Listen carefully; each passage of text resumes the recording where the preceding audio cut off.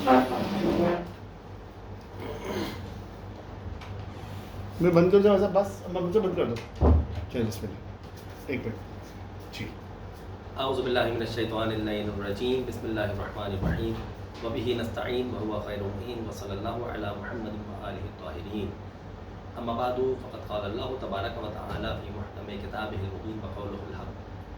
بسم اللہ الرحمن الرحیم. قل لا اسألکم علیہ اجرا الا المودۃ فی القربى. صدق اللہ العلی العظیم.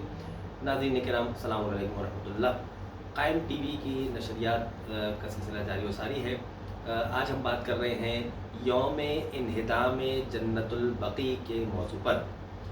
یہ یوم انہدام جنت البقیع سے کیا مراد ہے؟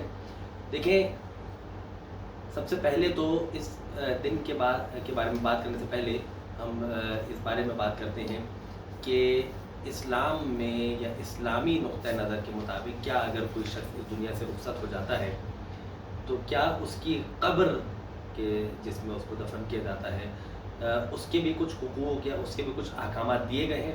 تو کہا جی ہاں، ہر مرجع تقلید کی آپ توضیح المسائل یا رسالہ عملیہ اگر اٹھا کے دیکھیں تو ہم دیکھتے ہیں کہ نبش قبر کرنا جائز نہیں ہے، یا قبر سے لاش کو نکالنا جائز نہیں ہے، یا قبر کو منہدم کرنا جائز نہیں ہے. تو اب ہم دیکھتے ہیں کہ ایک عام آدمی کی قبر کو منہدم کرنا جائز نہیں ہے. عام مسلمان کی قبر کو منہدم کرنا جائز نہیں ہے. تو چہ جائے کہ عالمین کے رسول کی بیٹی کی قبر کو منہدم کیا جائے. 1925 میں آل سعود کے احکامات کے مطابق جنت البقیع کہ جو مدینہ منورہ میں ایک قبرستان ہے کہ جس میں اسلام کی مشاہیر شخصیات مدفون ہیں، نبی کریم کے اصحاب کرام رضوان اللہ تعالیٰ علیہم اجمعین دفن ہیں، نبی کریم کے آل اولاد اس میں دفن ہیں، اور اس میں جلیل القدر اصحاب اس میں دفن ہیں، شہداء احد اس میں دفن ہیں، اور دیگر واقع حرہ کے شہداء اس میں دفن ہیں، بڑی بڑی شخصیات اس میں دفن ہیں. تو کیا اسلامک پرسپیکٹو میں دیکھا جائے تو اسلامی نقطہ نظر سے دیکھا جائے تو کیا کسی کی قبر کو جب منہدم کرنا جائز نہیں ہے، جیسے کہ ہم نے بیان کیا کہ رسالہ عملیہ اگر ہم دیکھیں تو کہ کسی قبر کو کھودنا یا اس کو منہدم کرنا یا اس کو تباہ و برباد کر دینا جائز نہیں ہے، تو کیا اہل رسول کی قبر کو منہدم کرنا جائز ہے؟ تو کہا جی نہیں، بالکل نہیں، بدرجہ اولا جائز نہیں ہے. تو یہ 1925 میں آل سعود کے احکامات کے مطابق اس کام کو انجام دیا گیا. اس کی ہم شدید الفاظ میں مذمت کرتے ہیں.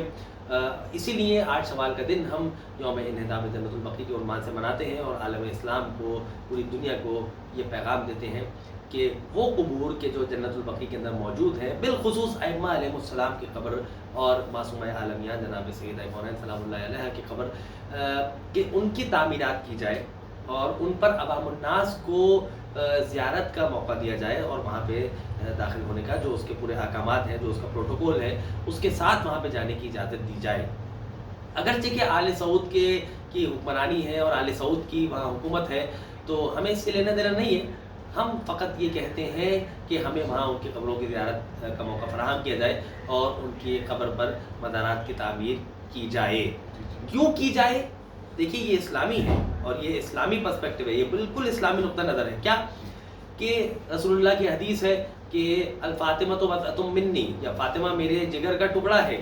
پھر ہم ایک اور حدیث سنتے ہیں کہ من آذاہا فقط آذانی ومن آذانی فقط آذ اللہ، کہ جس نے سیدہ کو اذیت دی اس نے مجھ رسول اللہ کو اذیت دی، اور جس نے مجھ رسول اللہ کو اذیت دی گویا اس نے خداوند متعال کو اذیت دی. تو آپ خود دیکھیے کہ اذیت سے مراد دنیا میں فقط اذیت نہیں ہے، اذیت سے مراد آخرت میں بھی اذیت نہیں ہے کہ نہیں. دنیا سے رخصت ہونے کے بعد ان کی قبر کو منہدم کرنا بھی گویا ان کو اذیت دینے کے مترادف ہے. تو اسلامی نقطہ نظر یہ ہے کہ دنیا میں بھی ان کو تکلیف نہ پہنچائی جائے، ان کو اذیت نہ دی جائے. تو چاہے جائے کہ دنیا میں، آخرت میں بھی ان کو یا وفات کے بعد، فوراً وفات کے بعد ان کی قبر کو منہدم کر دیا جائے یا ان کی قبر پہ زیارت کا موقع نہ دیا جائے، کہ یہ بھی قطعی طور پہ شرعی عذر پیش اس حوالے سے نہیں ہو سکتا ہے. تو ہم اس دن کے عنوان سے یہ عالم اسلام کو پیغام دیتے ہیں کہ ہوش کے ناخن لیں، اور رسول اللہ کی بیٹی چھٹے امام، پانچویں امام، چوتھے امام کی وہاں پہ قبریں ہیں، موجود ہیں، کا امام حسن، ان سب کی قبروں کی تعمیر کی جائے، ان پہ مزارات کو تعمیر کیا جائے، اور پھر اس پہ مومنین کو، زائرین کو زیارت کا موقع دیا جائے۔ ہم صرف شیعان حیدر کرار کا مسئلہ تھوڑی ہے، یہ نبی کریم کی بیٹی، عالمین کے رسول کی بیٹی ہے، تو سب کا ان سے لگاؤ ہے، سب کا ان سے توسل ہے، سب ان کو وسیلہ قرار دیتے ہیں، سب ان سے مانگتے ہیں، ان کے وسیلے سے مانگتے ہیں۔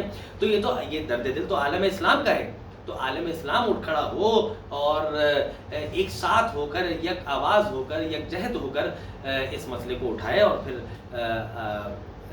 جناب سیدہ کی قبر کو جو منہدم کیا گیا تھا اس کے معاملات کو درست کروائیں، کیونکہ قرآن کی آیت بھی ہے کہ جس نے اللہ اور اس کے رسول کو اذیت دی لعنہم اللہ فی الدنیا والآخرہ، کہ جس نے اللہ اور اس کے رسول کو اذیت دی اس پر دنیا میں بھی لعنت ہے اور اس پر آخرت میں بھی لعنت ہے، قرآن مجید کی آیت ہے۔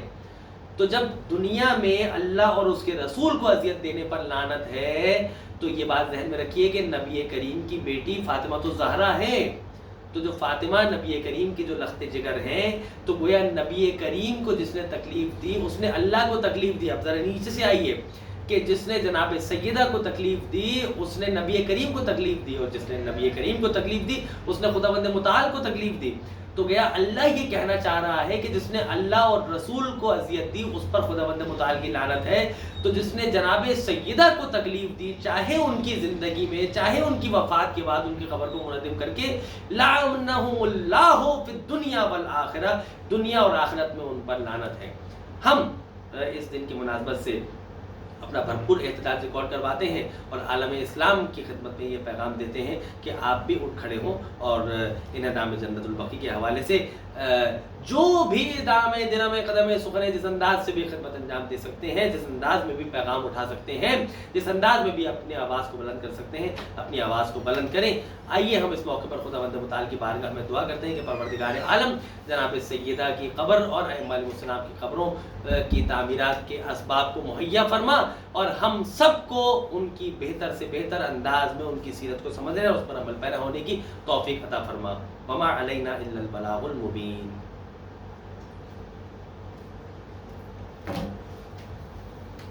بہترین ہو گیا خیر۔